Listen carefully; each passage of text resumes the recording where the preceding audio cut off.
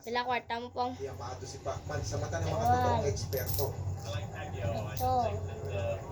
One, two, three, four, five,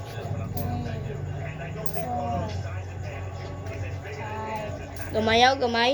Pinakaba ni Pacquiao ang mga boxing fans sa unang round ng pagtatakbo nila ni Cotto. labanan ko na kung hindi ang tumig.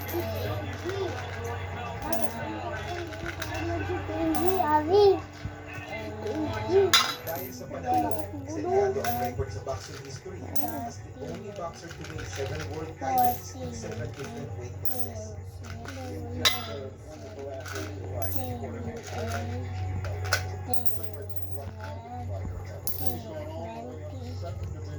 Pila tanan? 20. Makaraan lang ang Kwarta mo?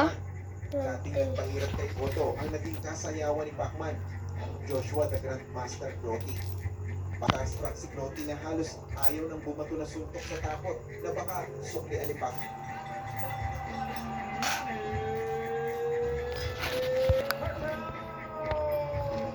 Iponan ko po. Makaraan ng 8 buwan, isang imposible ang nais na gawin ni Pacman, ang umakyat pa ng timbang.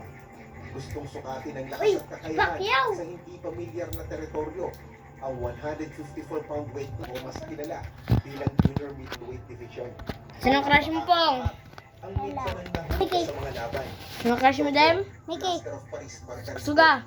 Si Mickey!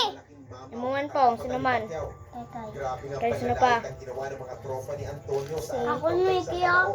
Ako lang na-text Hindi Dalawa na ka mo na crush kay Mickey? Hindi magsik ni Pacman. Oo. Nahamtang pasabugin sa oras na magkita na sila ng baka sa mata sa loob. Narito ang full fight highlights ng laban. Round 1. Ang bilis ni Pacquiao. Pwede ka slow niya?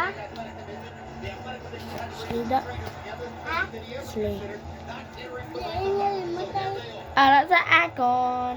Bye-bye.